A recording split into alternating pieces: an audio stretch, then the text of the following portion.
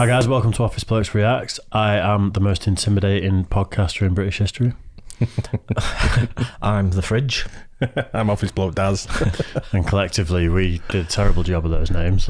Yeah. I thought I did alright, to be fair. Yeah. Yours is pretty accurate, but I started trying to think of something mid-sentence. That's never a good idea with me. This is a request. We've got a request for the most intimidating player in NFL history, and I know nothing about this video. I don't know who the player is. Obviously don't know a lot about NFL. yeah, I imagine it could be someone like Lawrence Taylor. yeah. Big guy. Yeah. Very intimidating. I don't know if it's gonna be him. There might be others. Yeah. I'm sure there's loads. That's it. They won't, I don't know who the most intimidating player in the history of the NFL. When you've got that many like 6'5", 6'6" got to be a lot guys of that them. are like that, Yeah. then I think most of them are probably pretty intimidating. Long line of them, you would think, wouldn't you? But, Yeah. But when you're known as just LT and everyone knows who you are, yeah. you know There's what I got to mean? be something about Yeah, him yeah. then. Yeah, definitely. Yeah, fair play. So, and I am enjoying the NFL journey and the college football journey and Well, stuff. it's been great, hasn't it? I love really it. Do you know what I enjoyed love as well when you go into the NFL and the college stuff we've been doing is the comments that people make on it. Your comments are brilliant. Just because they're educating us. We don't know anything about NFL.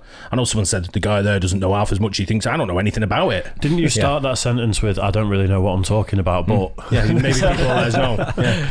That's Anyway. crazy. It's all what I've learned, but it's this much. Yeah. It's like the sixth sport to watch. Yeah. So if you can go down your list 6 times and tell me what you know about the sport, we'll talk about it. Yeah, but we've had, great feedback, haven't we, and comments on it. Brilliant. So Some of the stuff's ace. It's been really good getting the knowledge of it, hasn't it? So yeah, really good. Let's get into it then. Let's I think go. we've waffled on enough. Yep, Patreon. Patreon. Oh yeah, Patreon.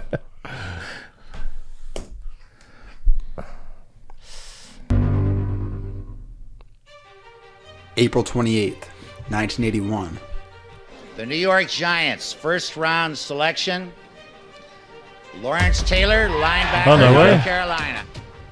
Little did they know, he was going to become the most dominant defensive player of all time. Oh.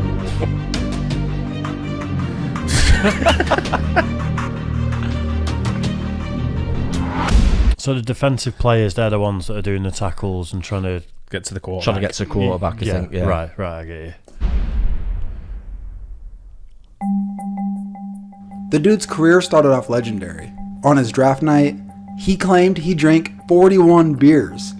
That's insane. It had to be a crazy night on top of the That's fact that lunchtime. he didn't even play football until It's 41 That's beers. lunchtime on a but Saturday, isn't it? In general, it seems like they drink the bottles with the screw tops rather than, or the little cans rather than pints. If it's 41 pints, I'd be impressed. He'd be dead as well. But Yeah, it'd be 41 pints. Yeah, it wouldn't be very well. yeah. Have hangover next day, probably. Little bottles, I could drink 30 of them, I reckon. Easy. 11th grade. And now he was the number 2 overall pick. The Saints, who held the number 1 pick, said that they weren't going to take him, and they decided to go with the cleaner player, which ironically ended up being a bad move. The Saints pick wasn't a bad player. He was actually pretty decent. He had a few 1,000-yard seasons, not too shabby, but he's not a Hall of Famer, let alone the most dominant player of all time.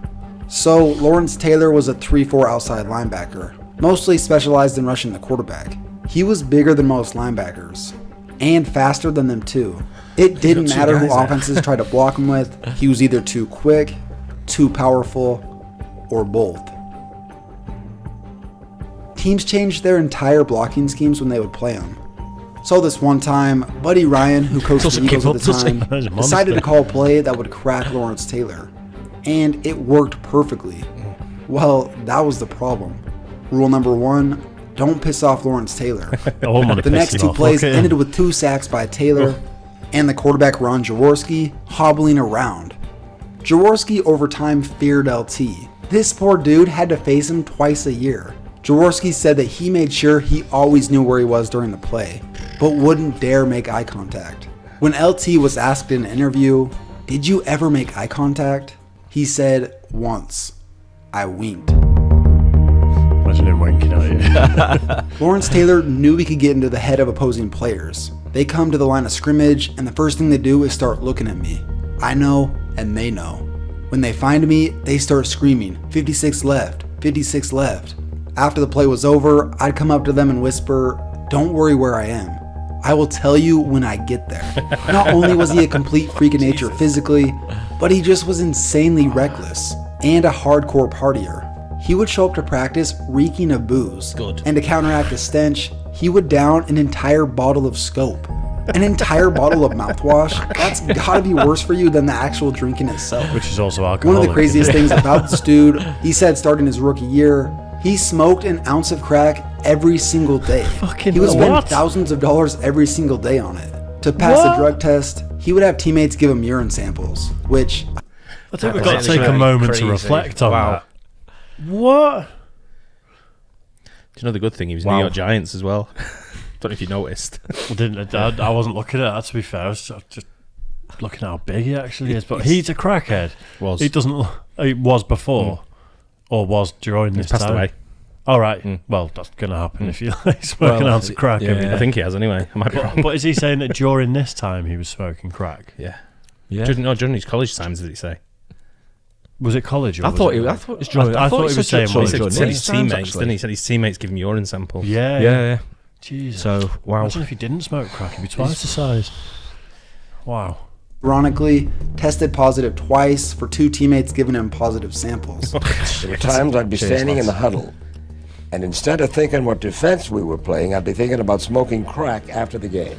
Well, you gotta understand though, it didn't affect my play. He wasn't lying.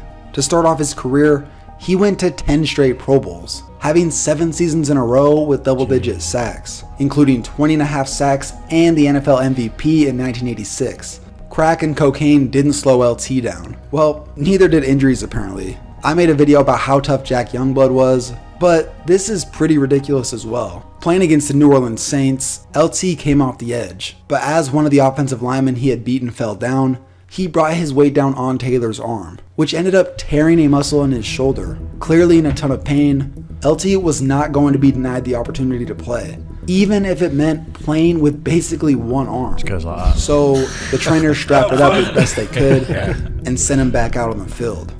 He would go on to have 3 sacks. Jesus. Other than him grabbing his arm after plays, you can't even tell he's hurt. LT was just that much better than everyone on the field. When you can rush 3 linemen and Lawrence Taylor, it's like rushing 5.5 people. One of the intangible factors of a dominant team, especially a defense, is intimidation.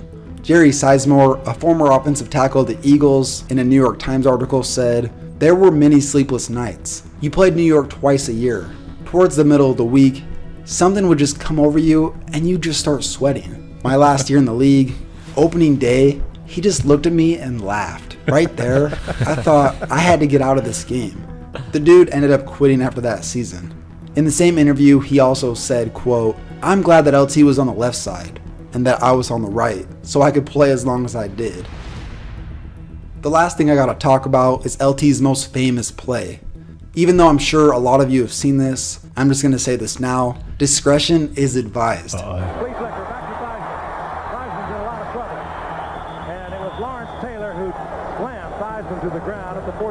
think I missed that. The blitz was on. That's not necessarily a good play. His leg done. Ball, and quickly Lawrence Taylor is up, saying Theismann. Oh, no. LT completely snapped the man's leg. One of the most gruesome injuries in NFL history. Could you just imagine being Joe Theismann's backup, going in after that play? Oh, no, please don't hurt me. This sort of thing is why quarterbacks feared this dude so much. Former NFL defensive back Beasley Reese told the New York Times, "I've seen quarterbacks look at Lawrence and forget the snap count. One opposing quarterback, finding himself under center before the snap, unable to locate Taylor, out of fear, called a timeout rather than run the play, only to find Taylor standing on the sidelines."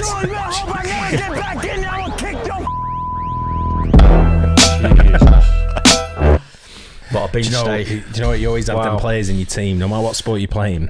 You have the arsehole in your, and it is your arsehole. We've said this many times. No, it's your prick. Yeah. No, we've had him in our English football teams. Yeah. All the players, all the other teams, all the other opposing fans hate. They just don't like them. But because they're that good and intimidating, and if they're on your team, it's brilliant. He's a machine, man. I'm not sure anyone would ever win a war if they didn't have animals on their side. You know what I mean? So there's a time and place for savages. And you cannot be a shrinking violet and tell you what, you want them in the trenches with you, don't you? People like that. You really do. That guy's leg, though. No. It looked like it was an accident. He just put his weight on him. You seen him waving over. Lawrence Taylor was waving over to the side to get the medics on, wasn't it? It was definitely an accident, but what a mess that was, wasn't it? But that's just, I didn't know that much about Lawrence Taylor, so like I say, all this information that's coming in is brilliant for me. I love sport, and it's, watching stuff like this guy's just, what a machine. Absolute machine. He's an absolute beast, isn't he?